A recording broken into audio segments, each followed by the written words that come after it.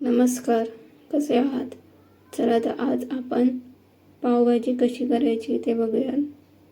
मी एका भांड्यामध्ये बारीक चिरलेली फरसबी, बारीक चिरलेलं गाजर, बटाटे, शिमला मिरची, फ्लावर छान धुवून घेतलेले आहे. वाटाणे घेतलेले आहेत. भाजी किती प्रमाणात घेतलेली आहे हे तुम्ही व्हिडिओच्या डिस्क्रिप्शनमध्ये बघू शकता. आता आपण कुकरमध्ये सर्व भाज्या ज्या धुतलेल्या होत्या त्या घालूयात आणि जेवढ्या भाज्या आहेत त्या लेवलला आपण पाणी घालूयात.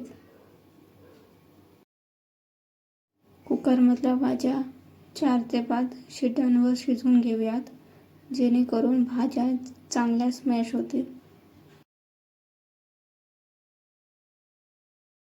तुम्ही बघू शकता भाज्या छान शिजलेल्या आहेत. आता आपण स्मॅशरच्या साहाय्याने भाज्या छान स्मॅश करून घेऊयात.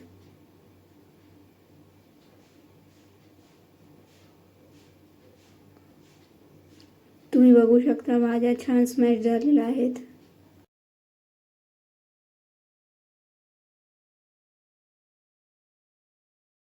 पावभाजीची भाजी फोडणीला देण्यासाठी लागणारं साहित्य: उकडवून घेतलेल्या आणि स्मॅश केलेल्या पावभाजीची भाज्या, बटर, तूप, लाल मिरची पावडर, 3 ते 4 बारीक चिरलेला कांदा, बारीक चिरलेली कोथिंबीर, 2 बारीक चिरलेले टोमॅटो आणि पावभाजी मसाला.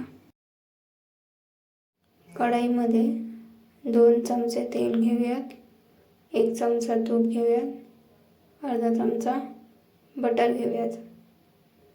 छान गरम झालं की त्यामध्ये आता आपण बारीक चिरलेला कांदा घालूयात आणि छान फ्राय करून घेऊयात.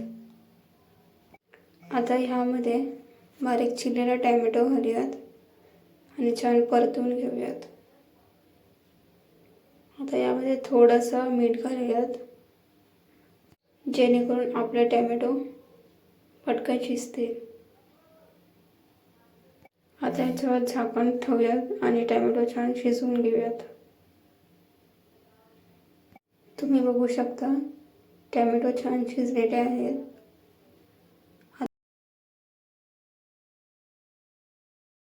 आता यामध्ये पावभाजीचा मसाला घालूयात.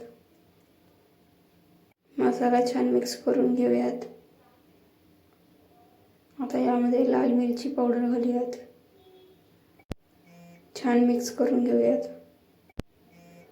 आता यामध्ये स्मॅश केलेल्या भाज्या घालूयात आणि छान मिक्स करून घेऊयात.